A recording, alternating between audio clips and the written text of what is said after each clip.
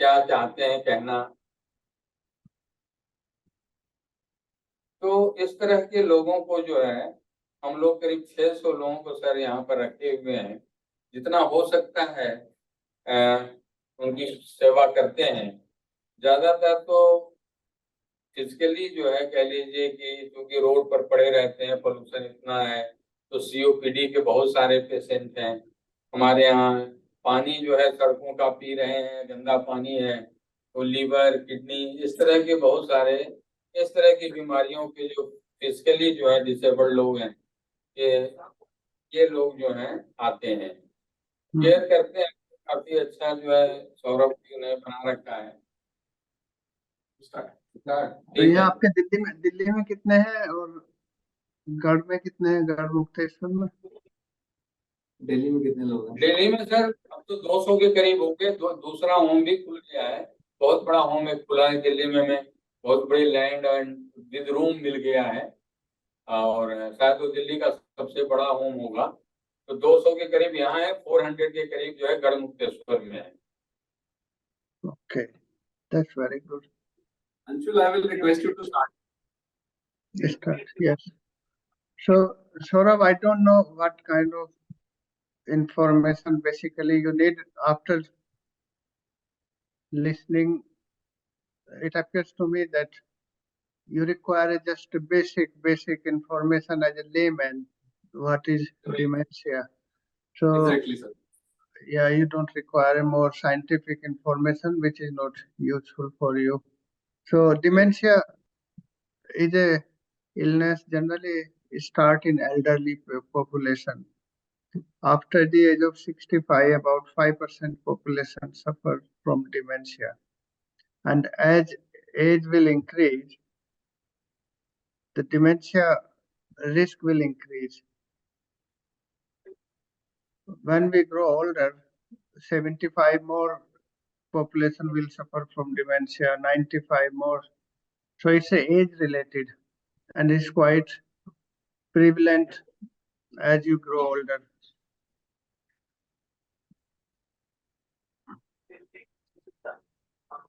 So this dementia is kind of syndrome which generally it start from memory failing. Day-to-day activities, they start forgetting. They start forgetting where I kept my keys. You want in Hindi, Saurabh, or English, or both? Both languages mix, sir. चलेगा. Yeah. So basically वो daily activities भूल जाते हैं. कौन मेरे से सुबह मिलने आया था, सुबह चाबी कहाँ रख दी. फिर उनको धीरे धीरे they start forgetting last few days, what happened in last few days, last month, last week. So recent memory से शुरू होता है और फिर स्प्रेड होता जाता है.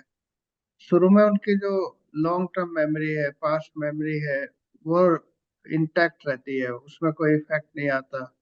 पास्ट मेमोरी जैसे डेट ऑफ बर्थ है, बच्चे का डेट ऑफ बर्थ है, अपनी स्कूल के टीचर्स के नाम, स्कूल के नाम, ये तो उनके रहते हैं. लेकिन सुबह कौन मिलने आया ये भूल जाएंगे, आज सुबह नाश्ते में क्या किया ये भूल जाएंगे. साथ साथ में कॉग्निटिव जो पार्ट है, memory part, judgement part, language, ये सब इफेक्ट होने लगते हैं. धीरे धीरे पास्ट की मेमोरी भी चली जाती है. जैसे जैसे डिमेंशिया और बढ़ता जाता है तो उनको डेली एक्टिविटीज में बड़ी समस्या आती है. खाना पकाना, फाइनेंस ऑर्गेनाइज करना, अपने को ड्रेस करना, day to day activities organise करना, सब में वो डिपेंड होते जाते हैं दूसरे पे. पर्सनालिटी में चेंज आ जाता है, सस्पिशियस हो जाएंगे. उनको खुद ये नहीं पता होता कि हमारी मेमोरी फेल हो रही है. वो सोचते हैं अभी तो मैंने वहां देखा था, अभी तो मैंने ये किया था, वो कहाँ रख दिया मैंने, कहाँ हो गया. और उससे उनको बड़ा गुस्सा आता है अपने आप पे, अभी तो मैंने ये चाबी यहाँ रखी थी. सो अल्जाइमर जो है सबसे कॉमन टाइप का डिमेंशिया है. डिमेंशिया कई तरीके के होते हैं, वेस्कुलर, लीव बॉडी. बट आपकी जानकारी के लिए मेनली दो ही सोच के चलें आप. अल्जाइमर जो सबसे कॉमन है, 60% में ये अल्जाइमर होता है. वेस्कुलर होता है जिसमें जिन लोगों को ब्लड प्रेशर ज्यादा रहता है, डायबिटिक हो, तो उनमें वेस्कुलर डिमेंशिया भी हो सकता है। अब इसका मैं एक एग्जांपल देता हूँ। एक पेशेंट थे इंडिया में, वेस्कुलर डिमेंशिया था। तो जब उनको मेमोरी फेल होती थी थोड़ा शॉर्ट टर्म के लिए, एकदम से उनको कंफ्यूज हो जाएंगे, डिसअपियर हो जाएंगे, क्या हो रहा है कुछ नहीं पता। उसके बीच में फिर एक नॉर्मल पीरियड आ जाता था। तो वो स्टेप लैडर्स की तरह होता है वेस्कुलर डिमेंशिया। उनका ब्लड प्रेशर कंट्रोल रखो, डायबिटीज कंट्रोल रखो। जिन लोगों में रिस्क होता है टीआईए होने का, उनमें वेस्कुलर ज्यादा होता है। अल्जाइमर में जो होता है, अल्जाइमर स्लोली स्लोली बढ़ता जाएगा। आज से शुरू हुआ, 6 महीने तक तो पता ही नहीं चलता, 1 साल तक हो सकता पता ही ना चले। फिर घर वालों को पता चलने लगता है कि ये अपनी देखभाल नहीं रख पा रहे, छोटी छोटी चीजों को भूल जाते हैं। खतरा होता है कि घर से बाहर निकले तो वापस आएंगे नहीं आएंगे, रास्ते भूल जाते हैं। यहाँ तक हो जाता है लास्ट में जाके कि 100 मीटर की दूरी से भी वो घर का रास्ता भूल जाते हैं। फिर वो ये भी भूलने लगते हैं कि ये मेरा रिश्तेदार है, उनके नाम भूलने लगेंगे। वो अपने बेटे को ही नहीं पहचानेंगे, परिवार को नहीं पहचानेंगे, यहाँ तक की स्टेज आ जाती है। तो 70 साल का आदमी ऐसा हो जाता है 3-4 साल के बच्चे के बराबर। वो सारा उनका जो है डिजेनरेट हो जाता है। उन्हें यही नहीं पता मैं इस समय कहाँ पे हूँ, कहाँ जा रहा हूँ। कई बार तो ये भी भूल जाते हैं आज दिन क्या है, तारीख क्या है, महीना क्या है। फिर टाइम में समस्या आती है, वो सुबह को रात समझने लगते हैं, सुबह को इवनिंग समझने लगते हैं, शहर का नाम भूल जाते हैं। तो ये सारी मेमोरी फेल से शुरू होता है। मेमोरी फेल के बाद में आसपास की चीजों का इम्प्रेशन खत्म हो जाता है, ओरिएंटेशन खत्म हो जाता है, और उनकी लैंग्वेज में भी फर्क आ जाता है। तो लुई बॉडी डिमेंशिया बड़ा रेयर है, ये बहुत कम होता है और इसमें फ्लक्चुएशन ज्यादा होता है। पार्किंसन के साइड इफेक्ट होते हैं, हेलुसिनेशन होता है। इसका शायद आपको जरूरत ना पड़े, आप इसको हार्डली देख पाएंगे। ये भी फ्रंट और टेम्पोरल भी। मेनली दो पे ध्यान रखो, अल्जाइमर्स और वेस्कुलर। वेस्कुलर में क्या होता है कि थोड़ा हम प्रिवेंटिव स्टेप्स ले लेते हैं। प्रिवेंटिव स्टेप्स में ब्लड प्रेशर कंट्रोल कर लिया, उसका अगर कोलेस्ट्रॉल बढ़ा हुआ है उसको कंट्रोल कर लिया, टीआईए अगर हो रहा है, transient ischaemic attack, vascular attacks हो रहे हैं, ब्रेन स्ट्रोक्स हो रहे हैं, उनको प्रिवेंट करना, उससे ये इसकी प्रोग्नोसिस थोड़ा बढ़ जाती है।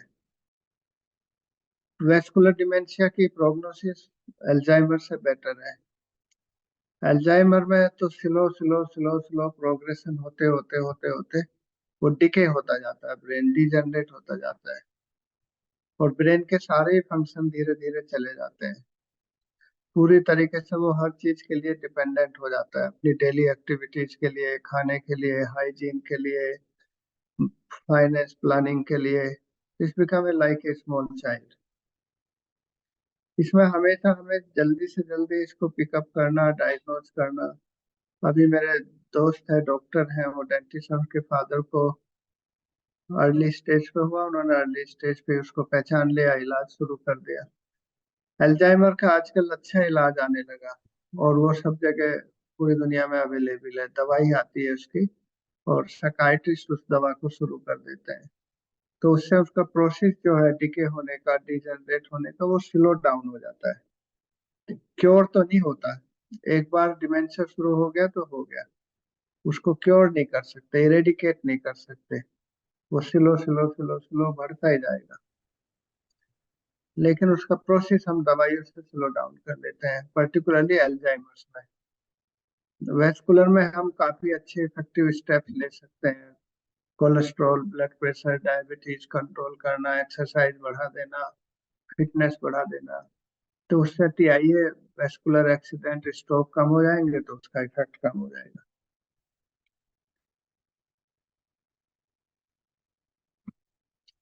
उसकी भी आपको ज्यादा जानकारी की जरूरत नहीं है। ड्रग्स की ये डोनाजेपिल आती है, ये एसिटाइलकोलिन, जो ब्रेन का एक न्यूरोट्रांसमीटर होता है एसिटाइलकोलिन, एसिटाइल कोलिन का लेवल जब ब्रेन में कम हो जाता है तो डिमेंशिया के साइन सिम्टम्स आने लगते हैं। तो इसका जो ड्रग्स है वो एसिटाइल कोलिन पे काम करती है सबके साथ।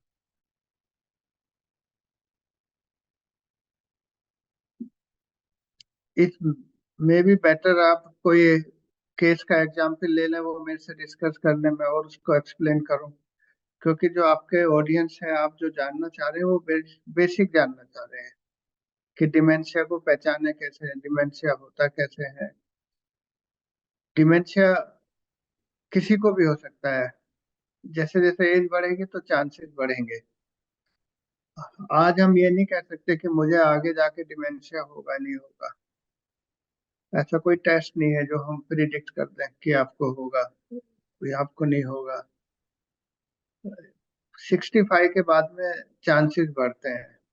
65 के बाद में 5% को है, 75 के बाद में 10% को है, 90 ईयर्स की एज के बाद में 15% लोगों को डिमेंशिया होता है।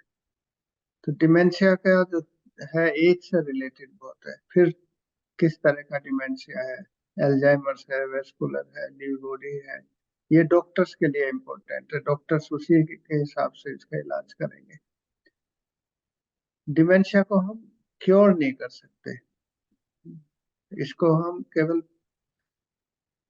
एक तरीके से स्लो डाउन कर सकते हैं प्रोसेस को, और सपोर्टिव ट्रीटमेंट देते हैं। अर्ली स्टेज में मरीज को फैमिली वाले सपोर्ट करते हैं, डायरी रखो। फिर जब ज्यादा बढ़ जाता है तो रेजिडेंशियल होम, जहाँ पे उनको दवाई टाइम पे देना, कपड़े उनके हाइजीन वगैरह का ध्यान रखना, एक केयरर अगर साथ में है। उसके बाद और बढ़ता है तो फिर नर्सिंग केयर की जरूरत पड़ती है, उसकी फिजिकल हेल्थ की प्रॉब्लम्स है वो मॉनिटर्स करने की। तो ये बढ़ता जाता है, जैसे जैसे सीवियरिटी बढ़ेगी वैसे वैसे उसकी केयर की डिमांड बढ़ेगी डिमेंशिया में, वैसे वैसे उसका उतना ही नर्सिंग केयर, हॉस्पिटल केयर, ये सारे उनके बढ़ते जाएंगे। डिमेंशिया के साथ दूसरी बीमारी भी, जो शरीर की बीमारी है वो भी होती है। वो भी एज रिलेटेड है, कुछ को पहले से डायबिटीज है, तो उनका भी ट्रीटमेंट की जरूरत पड़ती है।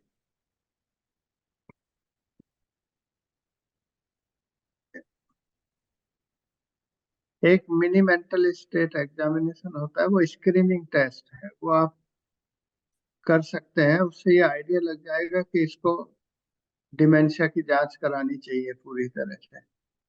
तो मिनी MMSC बोलते हैं उसको, मिनी मेंटल स्टेट एग्जामिनेशन। तो उसका स्कोर से जो है वो स्क्रीनिंग टेस्ट है। जितने आपके एल्डरली पॉपुलेशन है उसको आप कर लें, और जो वो टेस्ट पॉजिटिव आ रहा है स्क्रीनिंग, फिर आप किसी डॉक्टर्स को दिखा लें। तो स्टे हेल्दी रखने के लिए डेली टास्क है, स्विमिंग है, डांसिंग है, और बाइकिंग है, बाइक पे चलना, वॉकिंग है।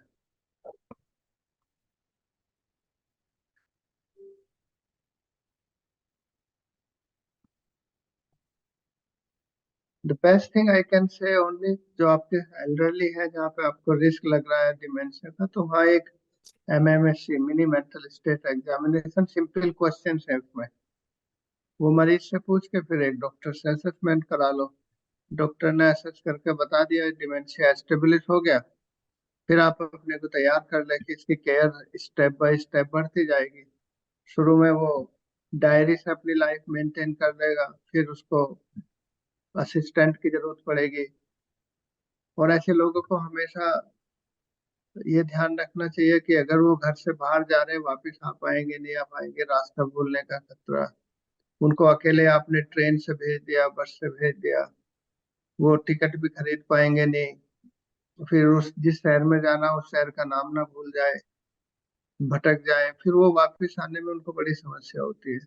तो ये सारे ध्यान रखने पड़ते हैं उनके साथ में। फिर जहाँ पे कहीं रिस्क हो आग का, जैसे खाना बन रहा है, वहां पे आग से बचाना उनको, वो लाइट खुली छोड़ सकते हैं, हीटर खुला छोड़ सकते हैं। इसी तरीके से उनको स्विमिंग पूल में मिस्टेक ना हो जाए उनसे कोई। तो ऐसे जो रिस्क है उनसे उनको बचाना पड़ता है। Okay, any questions? I can take more, Yes. make it more simplified. Doctor Question साहब answer will help better. Yeah. जी सर आपसे दो तीन चीजें, एक तो हमने मिनी मेंटल स्केल अभी इम्प्लीमेंट किया था अपने हाँ सेंटर पे, आपने हाँ जैसे बताया, और अभी उसकी हमने थोड़ा एनालिसिस की है, उसके बारे में भी हम आपसे डिस्कस करेंगे, आपके साथ वो रिपोर्ट्स करेंगे। तो उसमें थोड़ी सी डेमोग्राफी भी मतलब थोड़ा सा पेशेंट की वो हमारे को मिल पाई है कि कौन से पेशेंट्स जो हैं वो किस किस चीज से अफेक्टेड हैं। तो एक दो सर ये थे कि आपके हिसाब से कंसिडरिंग इंडियन टेम्परामेंट कह लीजिए या इंडियन एटमॉस्फेयर कह लीजिए, यहाँ पर कौन से फैक्टर्स सबसे ज्यादा कंट्रीब्यूट करते हैं डिमेंशिया को, और क्या चीजें ऐसी हैं जो कि किसी व्यक्ति को ध्यान रखनी चाहिए कि वो चीज ना करें या किसी चीज से प्रिवेंशन हो सके। देखो, अल्जाइमर जो डिमेंशिया है, अल्जाइमर डिमेंशिया तो जैसे मैंने बताया कि एज से ज्यादा रिलेटेड है। जिसको हो गया एक बार, वो हो गया, शुरू हो जाता है, सिलो सिलो सिलो जाएगा। जो वेस्कुलर डिमेंशिया है उस पर ज्यादा देखभाल करके हम उससे बच सकते हैं कि अपना ब्लड प्रेशर, अगर किसी को है, दवाई लेते रहें। ज्यादातर इंडिया में दवाई लेने में बड़ा वो सोचते हैं कि ब्लड प्रेशर मेरा ठीक है अब तो बस। मेरे घर वालों को ब्लड प्रेशर है, उनको मैं कहता हूँ दवाई लो टाइम पे। नहीं, अब तो मेरा ब्लड प्रेशर ठीक है। जी अब आपको जब ब्लड प्रेशर हो जाता है तो उसका इलाज लाइफ लॉन्ग ही लेना पड़ता है। ऐसा नहीं कि ब्लड प्रेशर आपने बिल्कुल क्योर कर दिया बिना दवाइयों के। दवाई टाइम पे लेना। फिर वेस्कुलर डिमेंशिया में रिस्क बढ़ जाता है अगर आपको शुगर की बीमारी है। शुगर कंट्रोल रखना, ब्लड प्रेशर कंट्रोल रखना, एक्सरसाइज करना, कोलेस्ट्रॉल लेवल कंट्रोल करना। और जैसे ही आपको लगता है हल्का सा मेरे को ब्रेन स्ट्रोक हुआ, उसका टाइम पे ट्रीटमेंट लेना। इनसे तो हम बच सकते हैं। लेकिन अल्जाइमर जो है, अल्जाइमर 60% लोगों में जो है, 60% डिमेंशिया जो अल्जाइमर का है, उसमें आप चाहे एक्सरसाइज करें, चाहे ब्लड प्रेशर कंट्रोल करें, वो तो एक बार हो गया तो हो गया शुरू। अच्छा। वेस्कुलर में आप ये ध्यान रख सकते हैं। तो सर इम्पोर्टेंट है अर्ली डिटेक्शन। जितनी जल्दी इसको डिटेक्ट कर लो, जितनी जल्दी इसका ट्रीटमेंट शुरू कर लो, वो अच्छी बात है। सर एक चीज ये था कि क्या जो ज्यादा ब्रेन से वर्क करते हैं, ज्यादा पढ़े लिखे लोग हैं, क्या उनके चांसेस डिमेंशिया के ज्यादा होते हैं बनस्पति के जो कम पढ़े लिखे या दिमाग से कम काम लेते हैं? ऐसा कुछ रिलेशन है? ऐसा कोई इसका एविडेंस नहीं है। ये सब एक तरीके का, जिसको कहते हैं ना, कोई लोग कॉमन सेंस ऐसा करने की कोशिश करते हैं। ऐसा नहीं है कि जी। जो ज्यादा काम कर रहे हैं उनको ज्यादा डिमेंशिया, ज्यादा ब्रेन यूज कर रहे हैं उनको ज्यादा नहीं। ऐसा नहीं है। अच्छा। और दूसरा ये था, सिर्फ आपसे नॉलेज के लिए, कि ये इसका डिपार्टमेंट कौन सा है ट्रीट करने का? एक न्यूरोलॉजी या साइकियाट्री? या कौन डिमेंशिया, person- हाँ, डिमेंशिया का जो है ना, साइकाइट्रिस्ट करते हैं। इंडिया में ओल्ड एज साइकाइट्रिस्ट का सेपरेट सब स्पेशलिटी अभी ग्रो नहीं हुई है। केवल जी लखनऊ में ओल्ड एज साइकाइट्री डिपार्टमेंट है जो मेरी नॉलेज में है। जी यूके में तो ओल्ड एज साइकाइट्रिस्ट अलग होते हैं, अडल्ट साइकाइट्रिस्ट अलग है, चाइल्ड साइकाइट्रिस्ट अलग है, लर्निंग डिसेबिलिटी के अलग है, जी। ईटिंग डिसऑर्डर के अलग है। तो यहाँ सब स्पेशलिटीज हैं। इंडिया में जस्ट साइकाइट्री का मतलब साइकाइट्री अभी एक ही है। तो साइकाइट्रिस्ट ट्रीट करते हैं इसको। न्यूरोलॉजिस्ट इंडिया में दवाई दे सकते हैं, लेकिन एक्सपर्टीज जो है वो साइकाइट्रिस्ट के पास होती है। मेमोरी टेस्ट करना, कॉग्निटिव फंक्शन टेस्ट करना, जी। तो ये साइकाइट्रिस्ट के अंदर में आता है। अच्छा, thank you sir. Thank you doctor Jenner, thank you for your time.